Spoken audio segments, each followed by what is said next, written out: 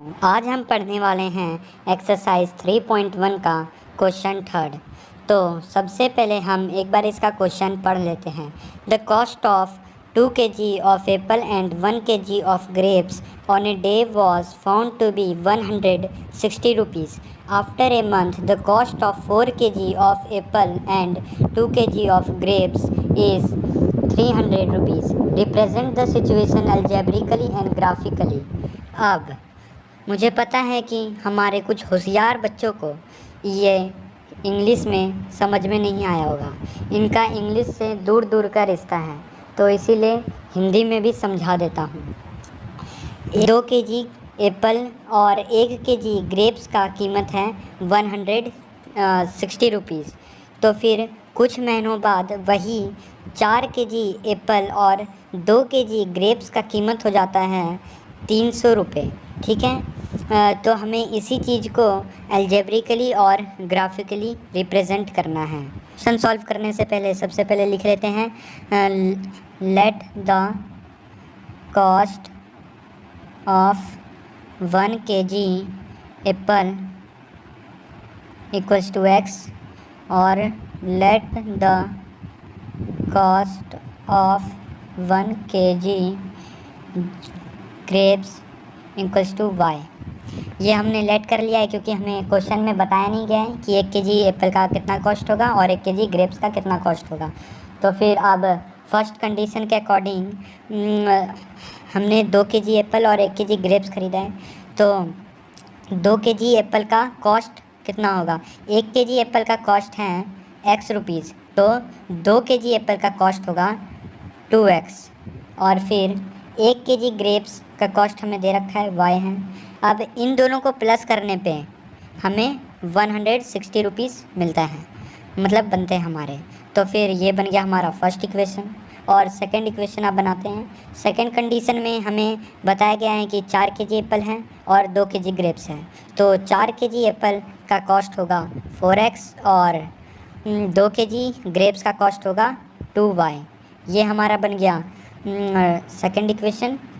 इन दोनों को प्लस करने पे 300 आते हैं। ये हमारे सेकंड इक्वेशन बन गया। अब हमने इसे अलजेब्रिकली सॉल्व कर लिया। अलजेब्रिकली सॉल्व करना बहुत सिंपल है। अब ग्राफिकली इसको सॉल्व करते हैं। ग्राफिकली सॉल्व करने के लिए सबसे पहले हमें बॉक्स बनाना होगा।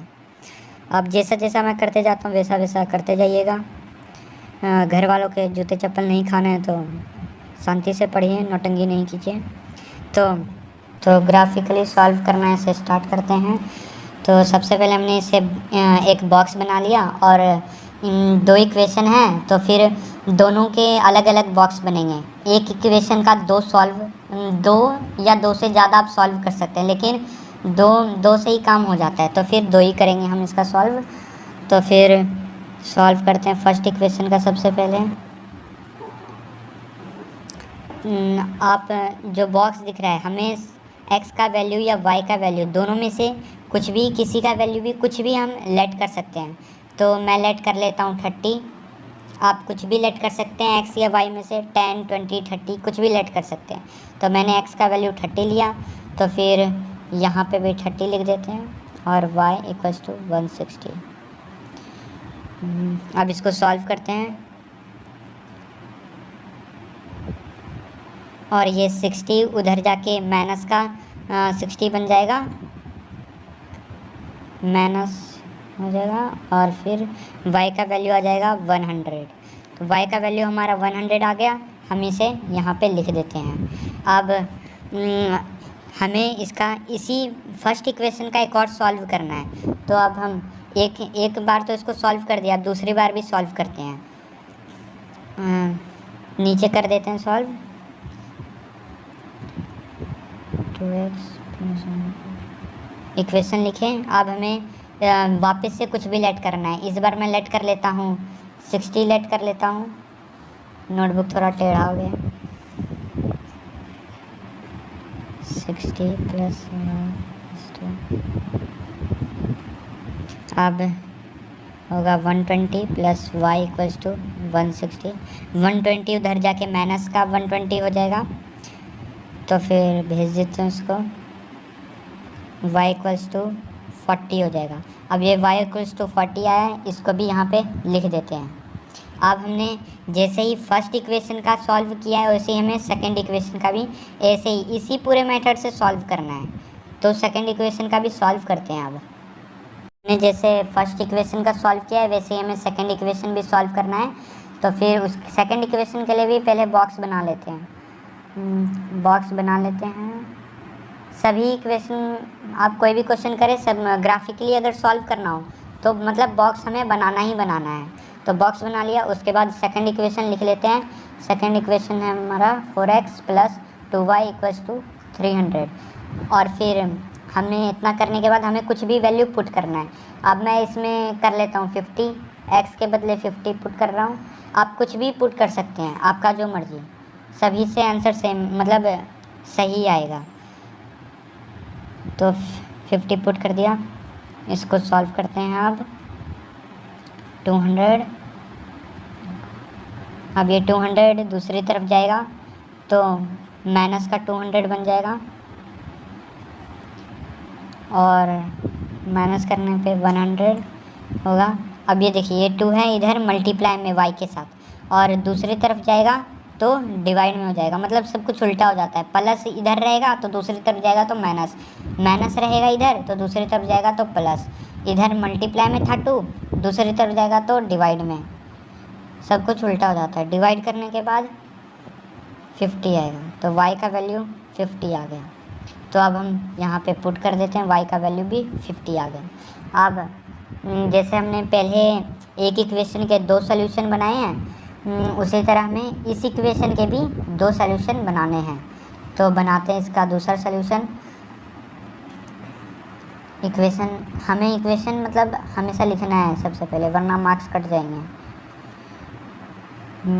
इस बार लेट कर लेते हैं, इस बार 30 लेट कर लेते हैं।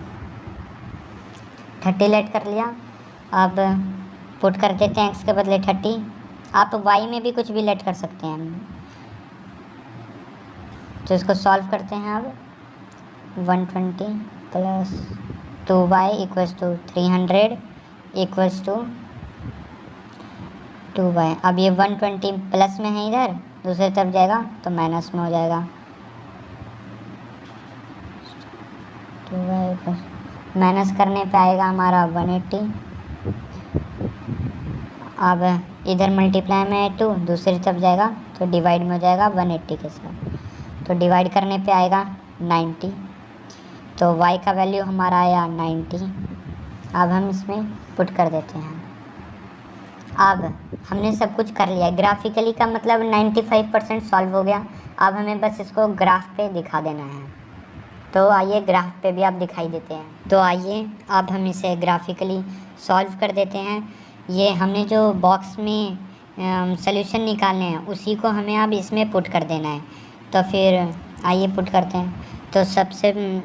तो पहले बॉक्स में हमारे x का वैल्यू है 30 और y का है 100। तो यहाँ होगा, पॉइंट लगा दिया। और फिर दूसरे में है x का वैल्यू 60 और y का वैल्यू है 40। तो यहाँ पे लगा दिया। अब हमें इन दोनों लाइन को ज्वाइंट कर देना है। तो आइए ज्वाइंट कर देता हूँ। तो इन दोनों लाइन को ज्वाइंट कर दिया। अब इन दोनों लाइन को ज्वाइंट करने के बाद हमें दूसरे बॉक्स का भी सॉल्यूशन ग्राफ पे पुट करना है।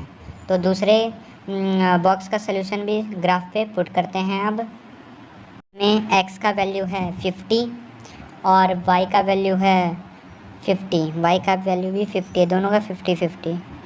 तो यहाँ पे आया और फिर 30 है और 90, 30 और 90 ये रहा। अब हम इन दोनों पॉइंट को भी ज्वाइन कर देंगे। ना करने के बाद हमें जो दोनों लाइन हैं इसके ऊपर इनके इक्वेशन लिख देने हैं। तो इस लाइन के ऊपर इसका इक्वेशन लिख देता हूँ, ये लिखना ज़रूरी है। और इसके ऊपर भी लिख देता हूँ, ऊपर नीचे आप कहीं भी लिख सकते हैं। लिख दिया। ये इसको ऐसे ऐसे कर देता हूँ, हो गया। अब ये हमारा ये थर्ड क्वेश्चन हमारा फिनिश हो गया। अब और आखिरी में जाते जाते एक चीज़ बता दूं, जिन बच्चों को ये चीज़ बच्चों का चीज़ लग रहा है तो उनके लिए बता दूं कि एग्ज़ाम में ये चीज़ पक्का आएगा और फिर 3-4 मार्क्स का आएगा। तो आपको अगर आप नहीं बना पाए तो 3-4 थप्पड़ भी लग जाएगा। तो इसीलिए इसका प्रैक्टिस कीजिएगा।